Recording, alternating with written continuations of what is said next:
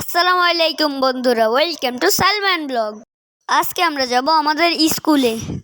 আমি অসুস্থ থাকার কারণে অনেক দিন ধরে স্কুলে যেতে পারিনি, তাই আজকে যাব। আমার বোনটি আমাকে এগিয়ে দিতে যাচ্ছে। আমরা দুই ভাই বোনই অনেক সুন্দর করে হাঁটছিলাম।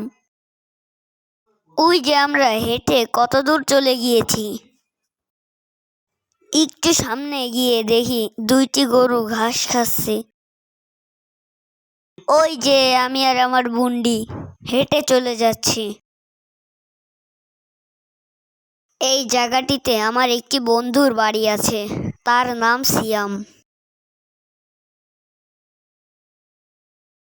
এই জায়গাটিতে আগের স্কুল ছিল, এখন সরিয়ে অন্য জায়গায় নিয়ে গিয়েছে।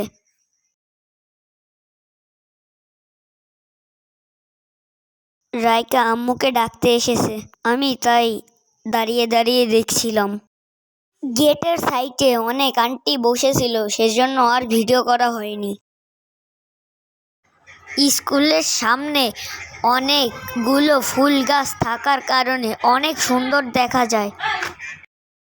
স্কুলের কাজ শেষ না হওয়ার কারণে সব কিছু কেমন অন্যরকম লাগছে।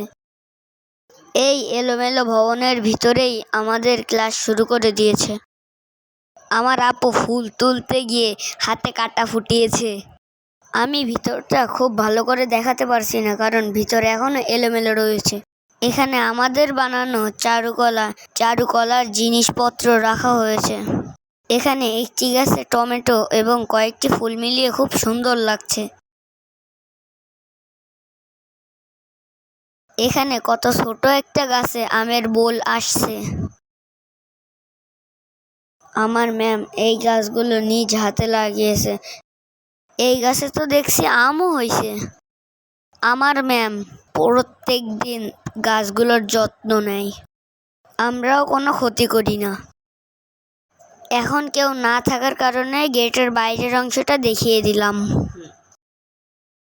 ওই যে মেন রোড দেখা যায়, পাশে রূপসা কলেজ।